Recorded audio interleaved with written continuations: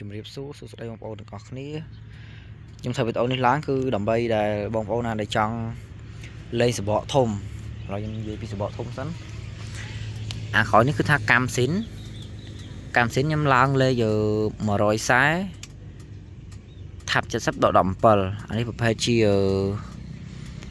ប្រភេទRosso Sport បាទសបកនេះគឺអេមតម្លៃគូសំដែរណាប៉ុន្តែជីស្អិតបាទហើយបើលបឿនវិញចាញ់វារឿងលបឿននៅថែមរត់សម្បកស៊ីនហ្នឹងសម្បកលេងខុសគ្នា20លេខខុសគ្នា2លេខ120និង140ឥឡូវយើងមកមើលគ្រឿងលេងខ្ញុំទៅមានអីខ្លះតោះខ្ញុំលេងឈ្នន់លេងនេះបងប្អូនមើលអសទៅខ្ញុំ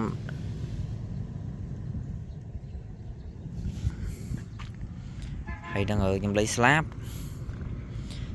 BM បាទស្លាប់នេះអេមដែរបងប្អូនទាំងអស់គ្នា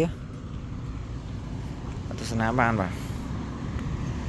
ហើយខ្ញុំលេងគុជនេះភ្លឺយប់ឡើងគឺថាភ្លឺខ្លាំងមែនតើបាទនេះ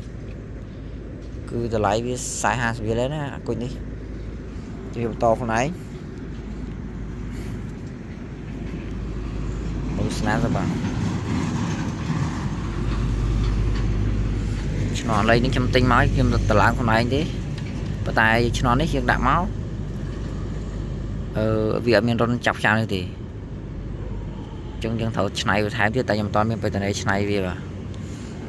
គឺថាយើងដាក់សបកធំជះរៀងសង្ហាមែនតើ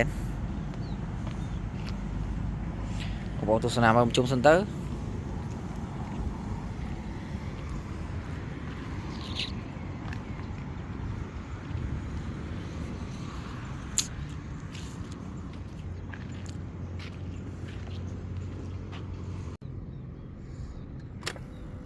ឥឡូវបងប្អូនស្ដាប់សំឡេងបន្តខ្ញុំបន្តិចសិនទៅថាវាឈើឬសំឡេងបែបណា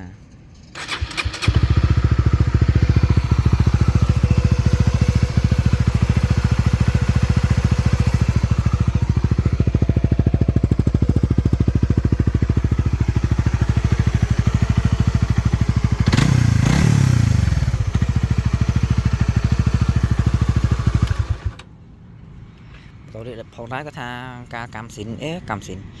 ការសបកសិនវាខ្ញុំរត់បាន143តែខ្ញុំជិះបានរយៈពេលមកទុកធំមកគឺថាពីមួយឆ្នាំមកគឺជិះបានមកបាន100ខ្ទង់140 138ប៉ុន្តែឥឡូវខ្ញុំដាក់សបកលេខនេះមកគឺលេខ5ខ្ញុំមកបាន140